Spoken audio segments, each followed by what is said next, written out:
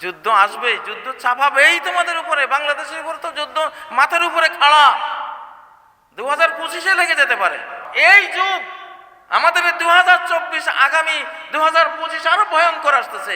এখন হলো এখনকার থিওরি, স্লোগান, এখনকার স্থাপত্য শিল্পের বিজ্ঞান, আর্কিটেকচারাল সায়েন্স হলো বাতনুল আরদি খায়রুম লাকুম মিন যাহরিহা, ভূগর্ভ ভূপৃষ্ঠের চেয়ে উত্তম। এখন কাউকে গুম, কাউকে খুন, কাউকে ফাঁসি। কেন কেন নিজামীকে ফাঁসি দেওয়া হলো?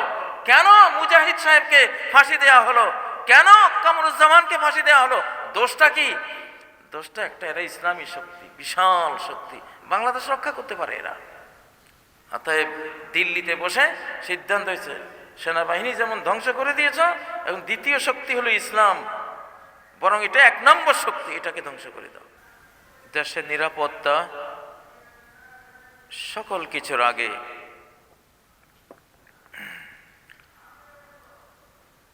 কোরআনে কারীমে অনেক আয়াতে নিরাপত্তাকে আল্লাহ 1 নম্বরে এনেছেন। ওয়াইজ ক্বালা ইব্রাহিম রব্বি জাআল হাযাল বালাদা আমিনা। স্মরণ করো সেই সময়কে যখন ইব্রাহিম দোয়া করেছেন, হে রব, এই নগরকে, শহরকে আপনি নিরাপদ করুন। নিরাপত্তা আগে। অদরাবাল্লাহু মাসালান ক্বরিয়াতান কানাত আমিনাতাম মুতমাইন্নাহ। আল্লাহ এক্সাম্পল দিচ্ছেন একটি রাষ্ট্রের, একটি নগরের, যে দেশটি কি ছিল, তার প্রথম গুণটি কি ছিল, যে গুণটি সবার আগে থাকা চাই, আমিনা, আমিনাতাম মুতমাইন্নাহ। সেই জনপদটি ছিল নিরাপদ, শান্তিময়। মক্কা, মক্কা নগরী এখনো নিরাপদ। কেউ আক্রমণ করতে আসলে আকাশের আক্রমণ এসে ধ্বংস হয়ে যাবে। বাইতুল্লাহ আক্রমণ করতে আসলে অতীতে ঝাঁকে ঝাঁকে পাখি দিয়ে আল্লাহ তাআলা ধ্বংস করেছেন, সূরা আল ফিলে যেটা আল্লাহ নিজে বলেছেন। এখনো একই ঘটনা ঘটবে যদি কেউ বাইতুল্লাহ আক্রমণ করতে যায়। প্রিয় বন্ধুরা, এই জন্য নিরাপত্তা সবার আগে।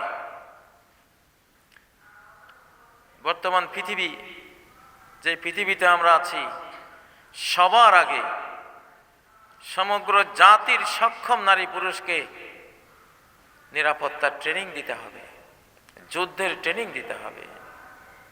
সরকারের 1 নম্বর ফরজ কাজ এখন এটি। আলহামদুলিল্লাহ, বাংলাদেশ সরকার উদ্যোগ নিয়েছেন সবাইকে প্রশিক্ষণ দেওয়ার। আমার এক বন্ধু, তিনি চীন গিয়েছিলেন।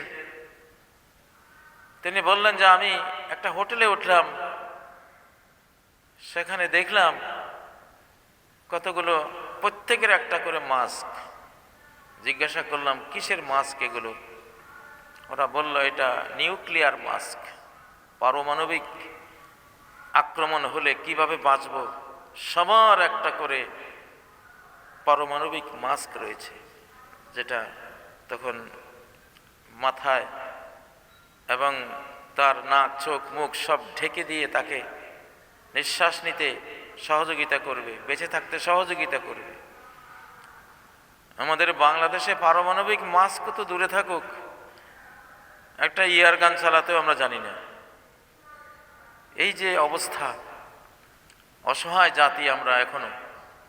আমাদের চারপাশে যুদ্ধের দামামা বাজছে, সীমান্ত আক্রান্ত হওয়ার মতো পরিস্থিতি, ঘেরাও দিয়ে ফেলা হয়েছে।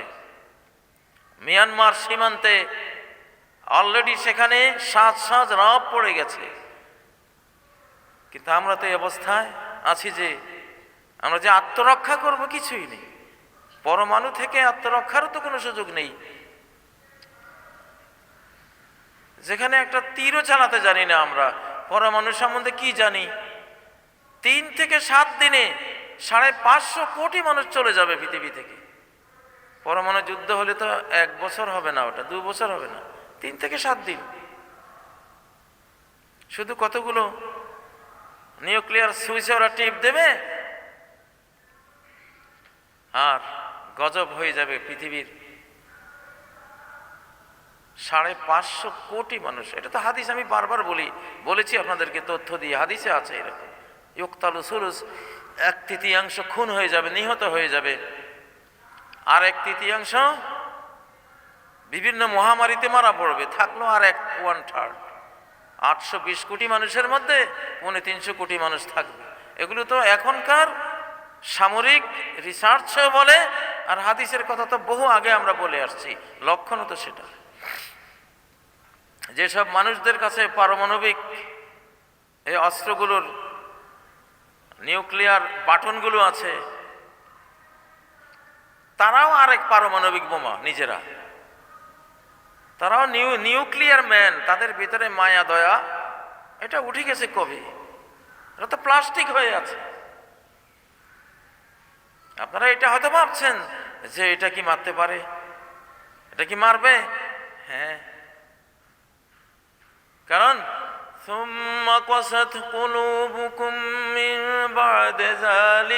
তোমাদের হৃদয়গুলো কঠিন হয়ে গেছে। ফাহিয়া কাল হিজারা, সেটা পাথরের মতো। আও আসাদ্দু কাসওয়া, বরং পাথরের চেয়ে আরো বড় কঠিন। এবং হাদিসগুলোতে রয়েছে কুলুবুহুম কাযুবারিল হাদিদ, শেষ জামানায় এমন নিষ্ঠুর মানুষেরা আসবে, তাদের হৃদয়গুলো হবে লোহার খণ্ডের মতো, আয়রন হার্ট। ওদের কি মানবিক হার্ট আছে?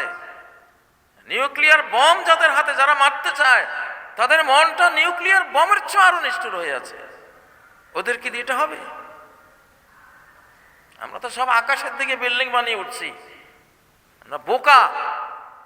আমাদের যাওয়া উচিত এই যুগে মাটির নিচের দিকে। 20 তলা বিল্ডিং মাটির নিচে করতে হবে। সম্ভব, মাটির নিচে বিল্ডিং করে বাঁচা খুবই সম্ভব। এইসব বিল্ডিং, এইসব নগর যারা গড়েছে, ওরা কি খুব বড় জ্ঞানী গুণী? মোটেও না। আনতারাল হুফাতাল উরাতাল আলাতা রিয়া আশ-শাইয়াতাতাওয়ালুনা ফিল বুনিয়ান, হাদিসে জিবরাইল। বুখারী মুসলিমের যে জিবরাইল আলাইহিস সালামের হাদিস নামে বিখ্যাত হাদিস, সেখানে আছে, তুমি দেখবা বিশাল বিশাল আকারচুম্বী বিল্ডিং বানাবার প্রতিযোগিতা লাগিয়েছে এক শ্রেণীর নিকৃষ্ট মানুষ। কি তাদের বৈশিষ্ট্য, কি তাদের গুণ? আল হুফাতা, একসময় জুতা ছিল না পায়ে, ফকিন্নির পুত, একসময় পায়ে জুতা ছিল না। আল উরাতা, উলঙ্গ ছিল, ল্যাংটা, পোশাকও ছিল না গায়ে, এমন অবস্থা ছিল। আল আলা, দরিদ্র ফকির, খাইতে পায় না, পড়তে পায় না, শিক্ষা নাই, দীক্ষা নাই, রুজি করবে সেই বুদ্ধি নাই, এই শ্রেণী। রেয়া আশা, ছাগল চড়িয়ে, ভেড়া পশু চড়িয়ে জীবন যাপন করত। আজকে তারা কেউ 15 তলা, কেউ 20 তলা, কেউ 50 তলা, কেউ 100, কেউ 200 তলা বিল্ডিং এর মালিক। এই শ্রেণীটা হাদিস। ইতিহাস খোঁজেন, বিশাল বিশাল টাওয়ারের মালিকদের সবগুলি এই 4টা টাইটেল, আল হুফাত, আল উরাত, আল আলাতা, রিয়াসা। জুতা নাই, কাপড় নাই, খাবার দাবার নাই, রাখাল, গরু ছাগলের রাখাল। আজকে সে মিলিয়নিয়ার, বিলিয়নিয়ার, আজকে সে কত কিছু। আক্কল আছে তাদের? আক্কল তো নাই। ব্যাককল্লা বানিয়েছে এই মৃত শহর, মৃত নগরী, মরা, প্রাণ নাই, কিছু নেই। সেগুলির মধ্যে আমরা আছি। এখন আমারও তো দোষ আছে। আমি যদি এইসব বিল্ডিং বানাবার বিষয় একটু চিন্তা করা লাগতো, তাহলে আজ থেকে 50, আমি তো 50 বছর আগে বক্তাও ছিলাম না, 40 বছর আগে থেকে ওয়াজ করা দরকার ছিল যে বিল্ডিং নিচে বানাও, নিচের দিকে যাও। এখন যাচ্ছে। এখন ফিলিস্তিন দেখেন, উপরে এক ফিলিস্তিন, ভেতরে আরেক ফিলিস্তিন, মাটির নিচে। আল্লাহ ওদেরকে জ্ঞান দিয়েছে, ওরা মাটির নিচে চলে গেছে, এই জন্য বেঁচে আছে। না হলে গোরস্থান হয়ে গিয়েছিল, সব শেষ হয়ে যেত।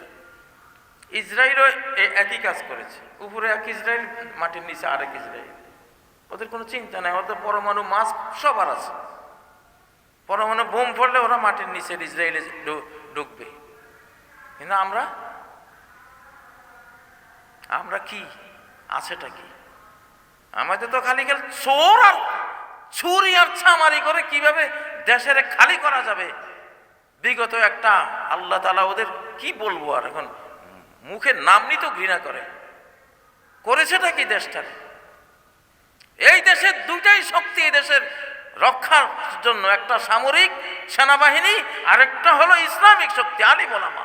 আলিম ওলামাদের যে জনগণ, এরা এই দেশ রক্ষার শক্তি। এটা এই দুইটা শক্তি এই দেশ রক্ষা করবে, দুইটাই সর্বনাশ করে দিয়েছে বিগত ওই রেজিম, ওই দালাল, ওই দাসী সরকার। পিলখানা দিয়ে সেনাবাহিনীকে ধ্বংস করে দিয়েছে। সেনাবাহিনী ধ্বংসের পরে নজর দিয়েছে কারা কারা আছে আলিম ওলামা, মিডিয়ায় কথা বলে, মাহফিলে কথা বলে, গোটা জাতি লক্ষ লক্ষ মানুষ তাদের কথা শুনে। এরা এই শ্রেণীটা কারা, সেই শ্রেণীর নাম লিস্ট করে, আমাদের নাম লিস্ট করে আমাদেরকে কাউকে গুম, কাউকে খুন, কাউকে ফাঁসি। কেন কেন নিজামীকে ফাঁসি দেওয়া হলো?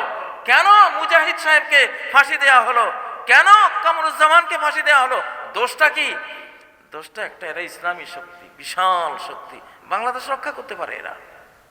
অতএব দিল্লিতে বসে সিদ্ধান্ত হয়েছে, সেনাবাহিনী যেমন ধ্বংস করে দিয়েছ, এবং দ্বিতীয় শক্তি হলো ইসলাম, বরং এটা এক নম্বর শক্তি, এটাকে ধ্বংস করে দাও। সেই জন্য মামলা খেয়েছে, আর কিচ্ছু না। আপনাদেরকে শাক মাছ দিয়ে কত কিছু বোঝানো হয়। এই দোষের কিসের দোষ? কিসের দোষ এ দেশের আলেমদের? আলেমরা দোষী হলে আলেমরা নিচ্ছিন্ন হয়ে যেত, তো নিচ্ছিন্ন হলি তো তোরা, যারা জালিম। আলিম মারতে গিয়ে জালিমকে আল্লাহ তাআলা নিপাত করে দিয়েছে। বাংলাদেশেও, সিরিয়ায়ও এবং আফগানিস্তানেও দিকে দিকে সব দিকে ঘটবে। যাই হোক, কথা বলছিলাম, জ্ঞান তো নাই। ওহির জ্ঞান না থাকলে মানুষ আবু জাহেল, যার ওহির জ্ঞান নাই সে বিশ্ব পণ্ডিত হলো, সে বিশ্ব আবু জাহেল। আজকে বাংলাদেশে এই যে জনগোষ্ঠী আমাদের আদরের, এসে ভাইগুলি, বোনগুলি, এই মা বাবাগুলি, কই বাঁচবে এরা? কিভাবে বাঁচবে? আল্লাহ তো বলছেন, আলাম নাজআলিল আরদা কিফাতা, আমি কি এই জমিনকে এমন বানাইনি যে এই জমিন তোমার একটা ভাণ্ড, এই জমিন তোমার একটা ড্রাম, তোমার একটা পাতিল, এই জমিনে জানো তুমি, এটা একটা তোমার জীবন রক্ষার ভাণ্ড। এটা কেমন ভাণ্ড? আহিয়ান ওয়া আমওয়াতা, জীবিত অবস্থায় পৃথিবীটা তোমার বাঁচার ভাণ্ড, বাঁচার ভাণ্ডার। এটা জীবিত অবস্থায় মাটির উপরেও বাঁচতে পারো, মাটির নিচেও বাঁচতে পারো। এই পৃথিবীর অধিকাংশ কীট পতঙ্গ প্রাণীরা মাটির নিচেই, তো মাটির নিচে তো হাজার হাজার কোটি মাখলুক দেখবেন মাটির নিচে বাস করে। কেমনে ওরা বেঁচে থাকে? মাটির নিচে পানি আছে, পানিতে অক্সিজেন আছে, সাইজ করে বাঁচা যায়। আহিয়ান ওয়া আমওয়াতা, জীবিত অবস্থায়ও এই পৃথিবীর ভূপৃষ্ঠেও বাঁচতে পারো, ভূগর্ভেও বাঁচতে পারো। এই যুগ আমাদের 2024, আগামী 2025 আরো ভয়ঙ্কর আসতেছে। এখন হলো এখনকার থিওরি, স্লোগান, এখনকার স্থাপত্য শিল্পের বিজ্ঞান, আর্কিটেকচারাল সায়েন্স হলো বাতনুল আরদি খায়রুম লাকুম মিন যাহরিহা, ভূগর্ভ ভূপৃষ্ঠের চেয়ে উত্তম। এখন প্রত্যেকটা বিল্ডিং বানাবার আগে, এখন থেকে, আগের ভুল তো যা হয়েছে সর্বনাশ হয়েছে, প্রত্যেকটা বিল্ডিং বানাবার আগে মাটির নিচে আগে 10 তলা 15 তলা যা, ওইদিকে যাও, বাঁচার উপায়। পরমাণু বোম ইনশাল্লাহ মাটির নিচে তেমন কাজ করবে না, এটা তো উপরের দিকে যায়।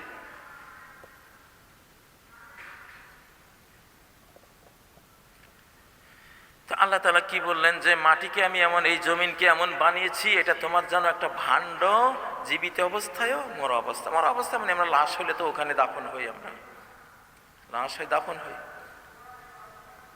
অনেক জীবিত মানুষকে ভুলে মানুষ কবর দেয়, 7 দিন 10 দিন পরে লাশ তুলছে। এই লোকটা কেমনে বেঁচেছিল ওখানে মাটির নিচে? বাঁচা যায়। পানিটা নি, কবরে তো আমরা পানি দিই, পানি দিলে তো অক্সিজেন থাকে সেখানে,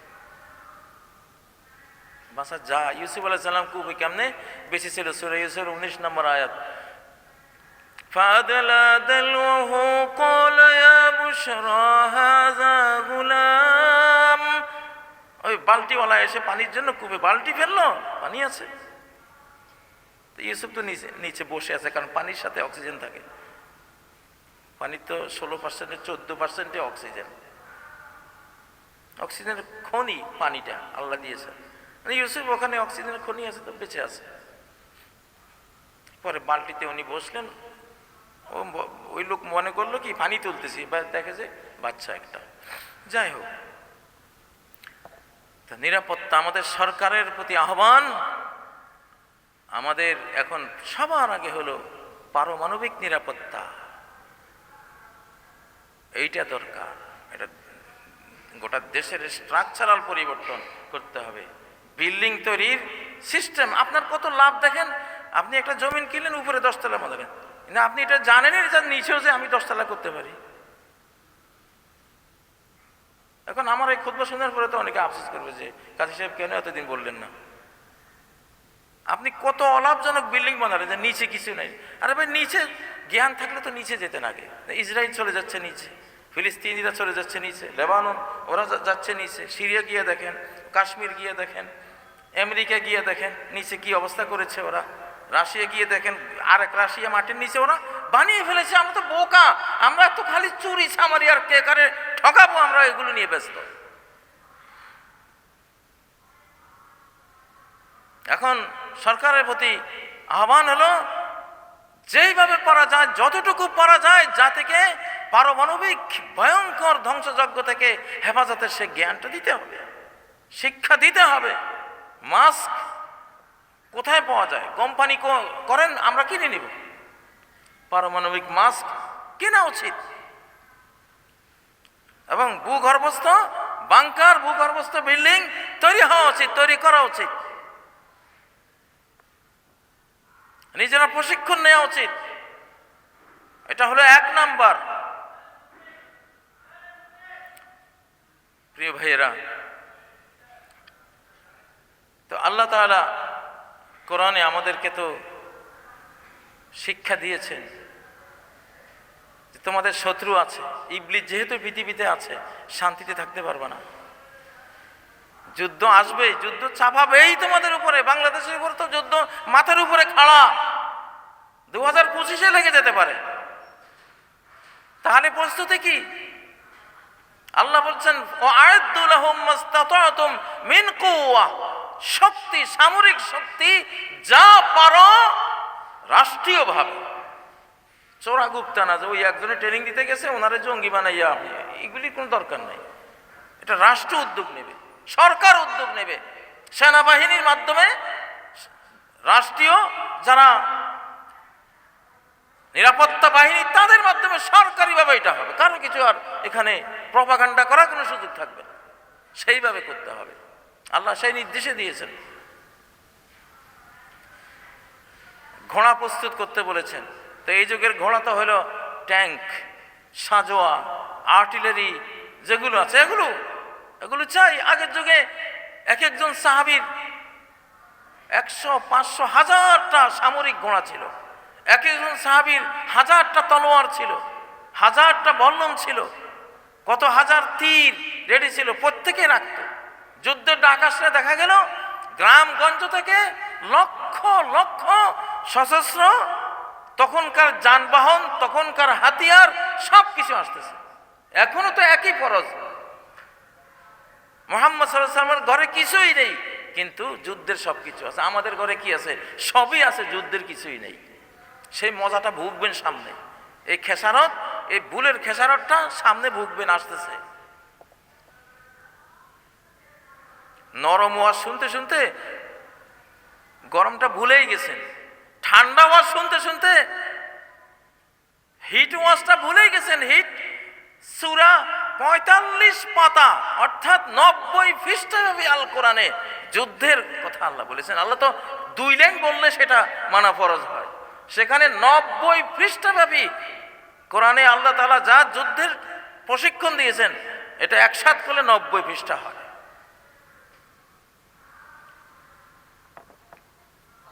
আল্লাহ তাআলা এই বাংলাদেশের যে বর্তমান বাংলাদেশ 2024-এর বাংলাদেশ, জনসংখ্যার 30% যুবক, পৃথিবীর কোথাও নেই। বাংলাদেশ 1 নম্বর ধনী দেশ যুবা শক্তির দিক থেকে, 1 নম্বর ধনী, এখন রিচ। আমেরিকা যান, ইউরোপ যান, রাশিয়া যান, সব বুড়া, জনসংখ্যার অধিকাংশই বুড়ো, যুবক শক্তি নেই। বাংলাদেশের প্রতি নজর এই জন্য, বাংলাদেশ থেকে এখন লোক নেওয়ার জন্য ইউরোপ, আমেরিকা, রাশিয়া, সারা ওয়ার্ল্ড থেকে ডিমান্ড আসতেছে, কারণ এত যুব শক্তি পৃথিবীর কোনো দেশে এইভাবে নাই।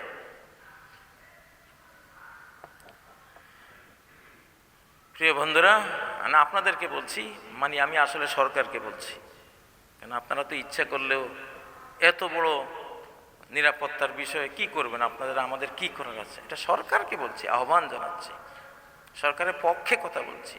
সরকার এমন একটা কাজ করছেন আমরা জানি, তবে আরো তড়িৎ করতে হবে, টাইম নাই, সময় খুব অল্প সময়ে গোটা জাতির মধ্যে নিরাপত্তার ধ্যান ধারণা, আইডিয়া, জ্ঞান, কলা কৌশল সব শিখিয়ে দিতে হবে।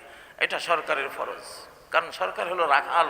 আলা কুল্লুকুম রাইন ওয়া কুল্লুকুম মাসউলুন আন রাইয়াতিহি, তোমরা প্রত্যেকেই রাখাল, আর প্রত্যেক রাখালকে তার রাখালি সম্বন্ধে, সে যেই পশুর বা যে মানুষের রাখালি করেছে, আল্লাহর কাছে একটা একটা করে জবাবদিহি করতে হবে। রাখালি কেমন? পশু যে চরাঞ্চলে বা ঘাস যেখানে আছে ওখানে চড়াতে নিয়ে যায়, ঝড় ঝঞ্ঝা আসলে কি করে, ওটা রক্ষার জন্য একটা ঘর বানানো থাকে, সে পশুগুলোকে সেখানে ঢুকায় সে রক্ষা করে, কারণ সে রাখাল, হেফাজতের দায়িত্ব তার। কুকুর পালে, চারপাশে কোনো নেকড়ে, কোনো শিয়াল তার কোনো একটা পশু নিয়ে যায় কিনা, সে 8-10টা কুকুর সেখানে রাখে, কুকুর সেটাকে সেভ করে। একটা নদী পার হবে বা একটা খাল পার হবে, রাখাল কি করে, নৌকা নিয়ে আসে, বা যে কোনো একটা খাল নদী পার হওয়ার একটা কিছু বাহন নিয়ে আসে, পশুগুলোকে সেখানে তুলে সে অতন্দ্র প্রহরীর মতো কড়া নজরে সে ওটা দেখতে থাকে, তার প্রত্যেকটা পশু তার নদীটা পার হলো কিনা, পার করে সে শান্তি পায় যে হ্যাঁ আমার সব পার হয়েছে। যারা মহিষ পালে, মহিষ তো এটা সেলফ সাফিসিয়েন্ট, সে নদী পার হতে পারে, তবুও এক কিনার দিয়ে ছেড়ে দিয়ে তারা তীক্ষ্ণভাবে নৌকা নিয়ে তারা পাহারা দেয় যে কোনো মহিষ বিপদে পড়তে পারে, তাকে সেভ করতে হবে। এটাকে বলে রাখালি। 18-20 কোটি মানুষের রাখাল যারা আজকে, তাদের তো আমাদের প্রত্যেকেরই, আমরা ঠিকঠাক মতো বাঁচতে পারবো কিভাবে? রাখাল তার পশুগুলোকে যেভাবে সেভ করে, তার সেই রকমই অন্তত সেই রকম সেফটির চিন্তা যদি সরকার নেয়, তাহলে আল্লাহ বলবেন যে হ্যাঁ তুমি তোমার রাখালিটা ঠিক মতো করেছো, সরকারও বাঁচতে পারবে আল্লাহর কাছে। পরিবারের পিতা তো রাখাল, পরিবারের পিতা, আর রাজুলু রাইন ফি আহলি বাইতি, পিতা রাখাল, তার প্রত্যেকটা শিশুকে এই দুনিয়ার পাপাচারের পঙ্কিল এই পরিবেশ থেকে বাঁচিয়ে জান্নাত পর্যন্ত কিভাবে যেতে পারবে সেই শিক্ষা দেওয়া তার উপরে ফরজ, ফরজে আইন। এমনটা তো নয় পোলা একটাকে দিলাম হেফজখানায়, একটাকে মাদ্রাসায়, আর বাকি 5টা পোলা সব স্কুলে কলেজে দিয়ে দিচ্ছে। কিরে বাবা, ওগুলির কি জান্নাত লাগবে না? কেন ওগুলির আগে ম্যাট্রিক পর্যন্ত আলিয়া মাদ্রাসা পড়ালে না, একটু নামাজ কালাম কোরআন কিতাব শিখবে, এরপরে তুমি দাও। আজকাল সিলেবাসের মধ্যে আলিয়া মাদ্রাসা স্কুলের সমান সিলেবাস, সব কিছু আছে। আমরা piece international school, average international school কেন করেছি? যে আপনার শিশু ওইখানে গেলে দুনিয়ার শিক্ষাও পেল, আখিরাতের শিক্ষাও পেল। এমন শিশু আমরা বানিয়ে দেব, কোনোদিন সে বড় হয়ে ধনী হয়ে শিক্ষিত বলবে না ফাদার মাদার জামিলা ওদেরকে বৃদ্ধাশ্রমে পাঠাও, জীবনে বলবে না, অসম্ভব। সে জীবন দিবে, তবু তার মা বাবার ব্যাপারে এই নিষ্ঠুর কোনো চিন্তা বা কথা সে বলবে না। আজকে যে পৃথিবীতে লক্ষ লক্ষ বৃদ্ধাশ্রম কারা বানিয়েছে? এগুলি শিক্ষিতরাই বানিয়েছে। কিসে শিক্ষিত না? কুশিক্ষিত। কোরআন নাই, হাদিস নাই, ওহির জ্ঞান নেই। ওরা হাইওয়ান জানোয়ারের শিক্ষা শিখে তাদের মা বাবাকে তারা বৃদ্ধাশ্রমে রেখে নিজেরা মৌজ করছে। এখন যেমন কর্ম তেমন বল। তুমি মা বাবা, তোমরা প্যারেন্টস, তোমরা তো শিশুকে তোমাদেরকে চিনার মতো শিক্ষাটা দাও নাই। তোমরা যদি তোমাদের শিশুদেরকে আল্লাহর পরিচয় পাওয়ার মতো শিক্ষা দিয়ে দিতা, তাহলে আল্লাহ শিশুর অন্তরে মা বাবার পরিচয়টা আল্লাহ দিয়ে দিতেন, যে তোমার মা বাবা এই জিনিস, তোমার জন্য রহমত বরকত নেয়ামত যায় পৃথিবীতে তুমি পাইবা। ভায়া মা বাবা, মা বাবার ভায়া হয়ে আল্লাহ দিবে। মা বাবাকে কাট আপ করে তুমি পাইতে পারো না সেটা। শিশু বাচ্চা যাদের যা আছে ইসলামিক প্রতিষ্ঠানে দেবেন। আমার এই স্বাধীন বাংলাদেশে আমি জাতীয়ভাবে উদ্যোগ নিয়েছি, ইনশাআল্লাহ মাদ্রাসা তো আছেই, মক্তব তো আছে, আমরা সেটাও করছি। পিস ইন্টারন্যাশনাল মাদ্রাসাও করব, পিস ইন্টারন্যাশনাল স্কুল করব, পিস ইন্টারন্যাশনাল কলেজ করব, পিস ইন্টারন্যাশনাল ইউনিভার্সিটি করব। আপনাদের শিশুরা যাতে বিশ্ববিখ্যাত ইসলামিক পণ্ডিত, বিশ্ববিখ্যাত বিজ্ঞানী, বিশ্ববিখ্যাত ইঞ্জিনিয়ার, কম্পিউটার সায়েন্টিস্ট সব কিছু হয়ে দিন দুনিয়া উজ্জ্বল করতে পারে, আমরা সেই উদ্যোগটা নিচ্ছি।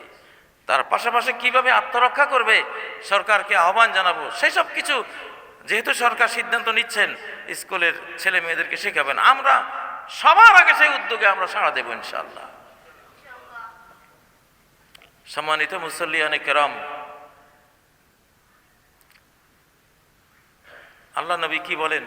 মান লাম ইয়াগজু ওয়া লাম ইউহাদ্দিস নাফসাহু বিল গাজব মাতা আলা শুরবাতিম মিন নিফাক। যে কখনো আল্লাহর জন্য একটু যুদ্ধে গেল না, যুদ্ধের কথা অন্তরে কখনো পরিকল্পনাও করলো না, সে মুনাফিকের একটা শাখার উপরে মরবে, সে ঈমানের শাখার উপরে মরবে না। আল্লাহর নবী নিজে যুদ্ধ করতে করতে যুদ্ধের ময়দানে ওনার মতো মহামানব রাহমাতুল লিল আলামিনের এই দাঁতগুলো, কাঁচা দাঁতগুলো ভেঙে চুরমার হয়েছে, লোহার হেলমেট এই পর্যন্ত চেপে ওনার মতো রাহমাতুল লিল আলামিনের চেহারা রক্তাক্ত, সেই রক্ত বন্ধ হয় না, শেষ একটা মাদুর পুড়িয়ে ছাই দিয়ে প্রলেপ দিয়ে সেই রক্তটা বন্ধ করতে হয়েছে। ওনাকে হত্যা করার জন্য ইবনে কামিয়া তার হেলমেটের উপরে তলোয়ার চালিয়েছে। উনি 29টা বড় বড় যুদ্ধ, 450 খণ্ড যুদ্ধ পরিচালনা করেছেন। আমরা কি করেছি?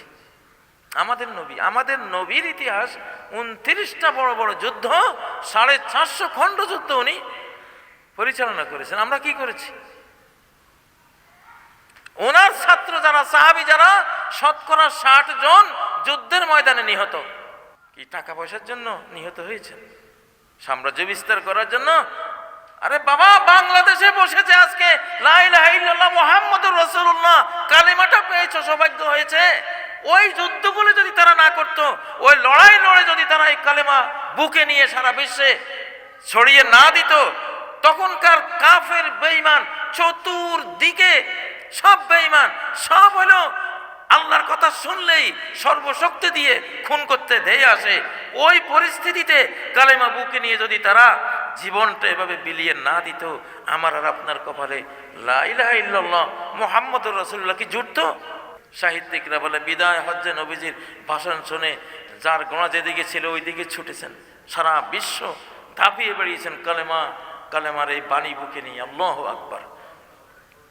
সেই দাওয়াতি কাজ করতে গিয়ে প্রতি 100 জন সাহাবীর 60 জন শহীদ হয়েছেন, বাকি 40 জনের গোটা শরীর চালুদের মতো ছিদ্র, রক্তাক্ত, ইনজুর্ড হয়েছে।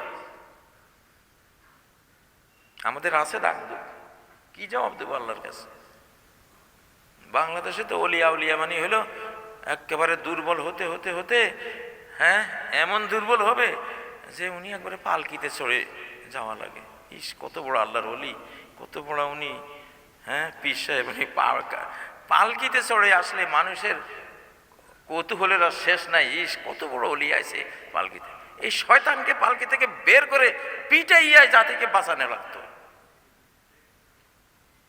একেবারে বৃদ্ধ হলে সেটা একটা কথা, যে উনি 90 বছর 100 বছরে বুড়ো, ওনার হাঁটা শক্তি নেই, সেটা অন্য একটা জিনিস। যুবক সবকিছু তার ঠিক আছে, পালকিতে চড়ে বেড়ায়। এগুলি বাংলাদেশের অলিয়া উলিয়া, এগুলি না। হযরত ওমরের আমলে ওমর আস্তে হাঁটা লোক দেখলে পিছন থেকে যদি ওনার সামনে পড়তো, সপাং করে এক দৌড়া মারতেন, ব্যাট মারতেন। তুই এভাবে এত আস্তে হাঁটিস কেন? তোর হাঁটা দেখলে তো বেঈমানদের সাহস বেড়ে যাবে। যে কি মুসলমান তো হাঁটতেই জানে না, এটা কি লড়াই করবে? উনি পিটাতেন আস্তে হাঁটা লোক দেখলে, হাঁটবে হাব্বা মিয়া সামরিক ব্যক্তির মতো হাঁটা। নবীজির হাঁটা কেমন ছিল? তুমি যাই নবীর উম্মত, সেই নবীর হাঁটার সুন্নত নাই না? খালি লাউ খাওয়া আর মিষ্টি খাওয়ার সুন্নত, ওনার হাঁটার সুন্নতটা নাই? শামাইলে তিরমিজি খোলো, জারিউল মাশিয়া ইজা মাশা তাকাল্লা কান্নামা ইয়ানহাত্তু বি সাবাবিন। উনি এমন ক্ষিপ্র গতির হাঁটা হাঁটতেন, যখন হাঁটতেন তখন পায়ের সামনের উপরে ভর দিয়ে পায়ের গোড়ালি উঁচিয়ে স্প্রিং এর যেন স্প্রিং করে হেঁটে যাচ্ছেন, যেন পায়ের উপর থেকে নামছেন। আমরা ব্রিজের উপর থেকে নামলে সাইকেল ছাড়লে কিরকম জোরে যায়, আর হাঁটতে গেলে তো মনে হয় ধাক্কাইয়া নেয়। ওনার স্বাভাবিক হাঁটা ছিল ওইটা। ইন্না লানুজহিদু আনফুসানা ওয়া ইন্নাহু লাগাইরু মুক্তারিস। সাহাবী আবু হুরায়রা বলেন, নবীজির পিছে হাঁটতে গেলে আমরা তো সর্বশক্তি দিয়ে হাঁটতেছি, উনি স্বাভাবিক হাঁটা হাঁটতেছেন। কিছুক্ষণ পরে গ্যাপ হয়ে যায়, কিছুক্ষণ পরে উনি হয়তো 100 গজ দূরে চলে গেছে, আমরা দৌড়ে ওই গ্যাপটা আমরা পূরণ করছি। এইটা ছিল নবীজির হাঁটা। আর আমাদের দেশে যত বড় অলি হবেন তত আস্তে হাঁটতে হবে, জোরে হাঁটলে আরে কিসের অলি, এত জোরে হাঁটে? কি শিক্ষাটা পাইছি আমরা? সব উল্টা শিক্ষা, সব উল্টা শিক্ষা। এখন এই সুন্নতগুলি আনতে হবে বাঁচতে হলে। যাই হোক, নিরাপত্তা 1 নাম্বার, এটা আমার খুতবার বিষয় আজকে। এখনকার পৃথিবীতে বাঁচতে হলে বাঙালি আকলে বড়, কৌশলে বড়, দেহে ছোট, কিন্তু আকলে এক একটা মানুষ, হ্যাঁ, পৃথিবীর বহু জাতির থেকে উঁচু এরা আকল জ্ঞানে। বাংলাদেশের মানুষরা রিচ, আকল জ্ঞানে অনেক বড় সমৃদ্ধ একটা জাতি। এরা বুদ্ধি দিয়ে লড়াই করবে ইনশাআল্লাহ, বুদ্ধি দিয়ে। এখন চিটাগাঙে যে অবস্থা হয়েছে, আমি সরকারকে পরামর্শ দিই ড্রোন দিয়ে লড়াই করে, নিজের রুমে শুয়ে শুয়ে লড়াই করবে। এখন তো প্লাস্টিকে লড়াই করে, লোহায় লড়াই করে, স্টিলের লড়াই করে, বিমানে লড়াই করে, ড্রোনে লড়াই করে। ড্রোন হলো আপনি আকাশে উড়িয়ে দিলেন বা সে গিয়ে মেরে দিল, আপনার গা পর্যন্ত কিছুই আসলো না। হাজার হাজার ড্রোন কিনা হোক, গোটা বাংলাদেশকে ড্রোন দিয়ে ছেয়ে ফেলা হোক, বাঙালি কৌশলে বড়, কৌশল ছাড়া তারা টিকতে পারবে না, জয়ী হতে হবে না। এই যুগের কৌশল নিতে হবে। পানিতে ড্রোন আছে, পানির ড্রোন তুরস্ক বানিয়েছে, পানির ড্রোন ছেড়ে দিবা, হাজার হাজার ড্রোন গিয়ে শত্রুকে ঘায়েল করে দিয়ে আসবে। কৌশলে বাঙালি বড়। মাথায় বোঝা নিলে 2 মণ সর্বোচ্চ নিতে পারবো। কৌশলে যদি নেই, আক্কল দিয়ে যদি বোঝা নেই, 10 লক্ষ টনের একটা মাদার ট্যাঙ্ক বানিয়ে সাগরে ভাসিয়ে দেব। আক্কল দিয়ে 10 লক্ষ টন টানা যায়, আরো বেশিও টানা যায়, আর শরীর দিয়ে মাত্র 2 মণ। এটা দিয়ে কি হবে এখন? এই জন্য ডক্টর ইউনূস সাহেব, আপনি এখন রাখাল, সেনা প্রধান, আপনিও রাখাল, আরো যারা আছেন, আমরা চাই আপনারা আমাদেরকে নেতৃত্ব দেন সঠিকভাবে। এবং এই দেশে যে 2টা শক্তি, সেনা শক্তি আর ইসলামিক শক্তি, অস্ত্র শক্তি আর কোরআনিক শক্তি, উইপন্স পাওয়ার অ্যান্ড ইমানিক পাওয়ার, 2টা একসাথে। সৈনিকরা সবাই ইমানদার হলে, একজন সৈনিক ইমানদার হলে 1 জনে 10 জন।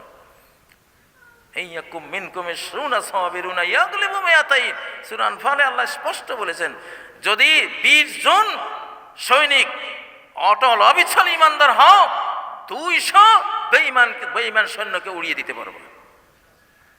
তাহলে বাংলাদেশের সৈন্য যদি 2 লাখ হয়, ইমানদার হলে 2 লাখ কত লাখ হবে? 1 লাখ সমান 10 লাখ, তাহলে 2 লাখ সমান 20 লাখ। শোনো তো, 20 লাখ না, আমাদের টেন্ডাপ, আমাদের আনসার বাহিনী আছে 70 লাখ। সেগুলি যদি ইমানদার হয়ে যায় পাক্কা, তাহলে 70 লাখের 10 গুণ বানাইলে কত হয়? এটা তো অঙ্ক দেখলেই বেঈমানের, হ্যাঁ, স্ট্রোক করার অবস্থা হবে ইনশাআল্লাহ। সেই ক্ষমতা তো আল্লাহ দিয়েছেন আমাদেরকে। আমাদের সরকারকে ভয় পাওয়ার কিছু নেই। রিজিক চতুর্দিক বন্ধ, আকাশ খোলা আমাদের, আলহামদুলিল্লাহ। সমুদ্র খোলা, আমাদের 90% যত মাল মাত্রা আসে সমুদ্র দিয়ে আসে। আল্লাহ কাছে তবু এই ওইসব বেঈমানের ভূমি দিয়ে তোমাদের যাইতে হবে না, তোরা আমার সাগর দিয়ে চলাচল কর। 90% আমাদের জিনিসপাতি রিজিক আনা নেওয়া হয় আমাদের সাগর পথে কত সুন্দর আল্লাহ দিয়েছে, আকাশ খোলা রেখেছেন, আমি আছি তোদের সাথে। আকাশ খোলার অর্থ হলো এইটা। তো বাংলাদেশ সেনা শক্তি আর ইমানি শক্তি দিয়ে বাঁচবে। শুধু সেনা শক্তি দিয়ে বাঁচতে পারবে না, শুধু ইমানদার শক্তির সৈন্যবাহিনী নাই, এটা দুনিয়ার নিয়মে ওইটাও হয় না। দুইটা একসাথ হলে একে একে দুই হবে না, একে একে 2 কোটি হয়ে যাবে ইনশাআল্লাহ। অতএব আল্লাহ তাআলা এই বাংলাদেশের সরকারকে, এখন যিনি দায়িত্বে আছেন, যারা দায়িত্বে আছেন, তাদেরকে তৌফিক দেন। আমাদের নিরাপত্তার কথা বেশি বেশি বলবেন, সময় নেই, আমরা যে কোনো সময় আক্রান্ত হতে পারি। আক্রান্ত হওয়ার সমস্ত লক্ষণ সামনে, যে ভবিষ্যৎবাণীগুলো আমি সবসময় বলে আছি সেগুলিও এই কথা বলছে, হাদিসও এই কথা বলছে, কোরআনও এই কথাই বলছে। তোমার টাইম নাই, তুমি রেডি হও। এই জন্য এই সময়ের ভয়াবহতা গুরুত্ব বুঝে আমাদের নিরাপত্তার বিষয়টি সরকার যাতে সর্বোচ্চ গুরুত্ব দিয়ে বিবেচনা করেন, সেনাবাহিনী যাতে মাথায় রাখেন। আমরা আজকের খুতবার মাধ্যমে সেই আহ্বান জানালাম, আল্লাহ তাআলা কবুল করেন। হে আল্লাহ, আপনি আমাদের সাথে থাকলে, আপনি তো থাকবেনই, আপনি থাকতেই হবে। আমরা চাই আপনি আমাদের সাথে, আপনিই থাকবেন। আপনি থাকলে আর পৃথিবীর কোনো শক্তি আমাদেরকে হারাতে পারবে না ইনশাআল্লাহ। أقول قولي هذا واستغفر الله لي ولكم فاستغفروه واتوبوا إليه إنه هو الغفور الرحيم. الحمد لله حمدا كثيرا طيبا مباركا فيه، لك الحمد يا رب كما ينبغي لجلال وجهك وعظيم سلطانك. لك الحمد على ما أكرمتنا، لك الحمد على ما شرفتنا، لك الحمد على ما جعلتنا مسلمين، لك الحمد على ما جعلتنا من المؤمنين، لك الحمد على ما منحتنا بلادا خصباء، بلادا جميلة ذات طبيعة مرموقة حسنة جميلة. لك الحمد على ذلك كله يا ربنا. أما بعد فأعوذ بالله من الشيطان الرجيم. بسم الله الرحمن الرحيم. إن الله وملائكته يصلون على النبي يا أيها الذين آمنوا صلوا عليه وسلموا تسليما. اللهم صل وسلم وبارك على محمد وعلى آل محمد كما صليت وسلمت وباركت على إبراهيم وعلى آل إبراهيم إنك حميد مجيد. اللهم أعز الإسلام والمسلمين واخذل الكفر والكفرة والمشركين. اللهم دمر ديارهم وخارق بين كلمتهم وزلزل أقدامهم. اللهم يتم أولادهم كما يتم أولادنا. اللهم أرمل نساءهم كما أرملوا نساءنا. اللهم حرق بيوتهم كما حرقوا بيوتنا. اللهم أتهم من حيث لا يحتسبون. اللهم اقذف في قلوبهم الرعب. اللهم اقذف في قلوبهم الرعب يخربون بيوتهم بأيديهم وأيدي المؤمنين. اللهم دمر هذه القوة الهاجمة على بنغلاديش. اللهم دمرهم، اللهم تدبرهم تدبيرا. اللهم دمر ما صنعوا وما كانوا يعرشون.